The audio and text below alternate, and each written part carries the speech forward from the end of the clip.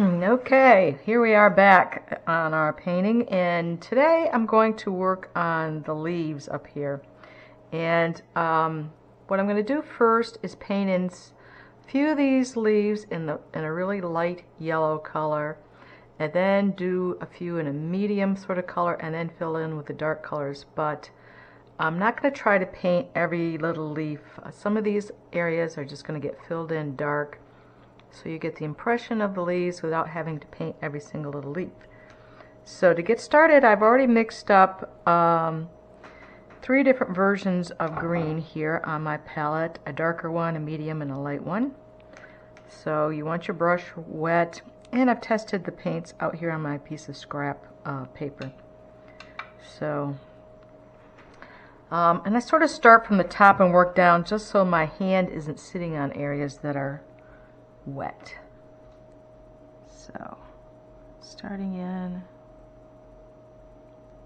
and because these are really tiny little spots of paint we're putting on, I'm not wetting the paper first because it's really not necessary. So I'm assuming that the light is coming from the left, from the top left. So I'm painting these lightest leaves where I think the light would be hitting them.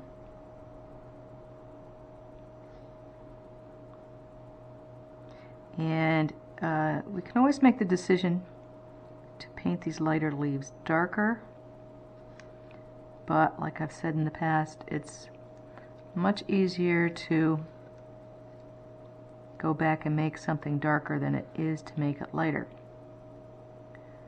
So you may be wondering, well, how would you make it lighter? So if I had a really dark green leaf and I did want to make it lighter, the way you would do it is you would wet the area and then use your brush to try to soak up some of the paint, or paper towel to soak up some of the paint.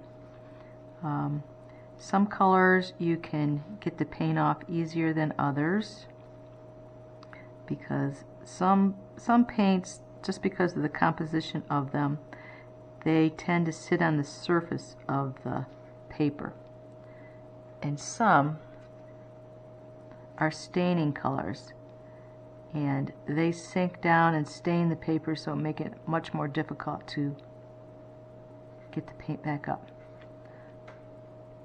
But the easiest theory is just not to have to do that at all.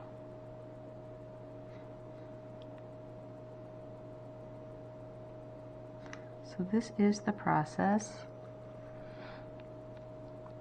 and I'm checking back with the picture as I'm going along to get inspirations about where to make the lighter leaves.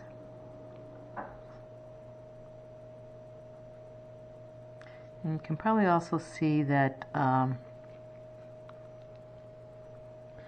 it really wasn't a problem to paint over top of some of these sky colors that I painted in the background behind the leaves, because it was nice and light. If we were going to do a really dark blue sky behind these leaves,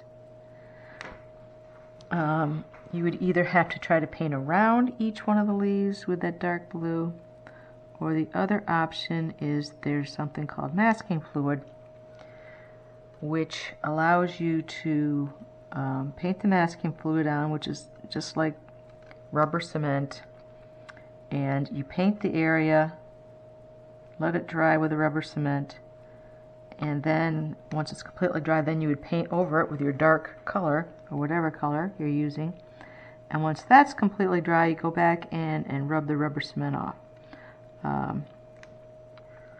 It isn't a perfect solution because the rubber cement technique will leave really hard edges, really crisp edges, which are not exactly ideal. And some instances it can actually rip the paper, so also not a great solution when that happens. Okay, so I'm going to continue this process, and the next step would be to start painting in some of the mid-tone leaves.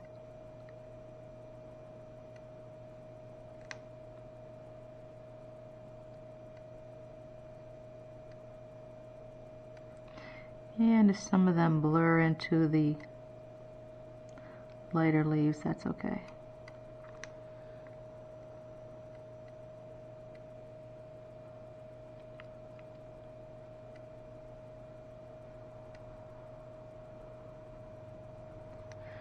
Okay, so you get the idea, and then eventually I'm going to come in with the darker colors and paint those in, and I'm going to continue the video once I get to the darker portion so you can see how I fill those in and not paint every other leaf.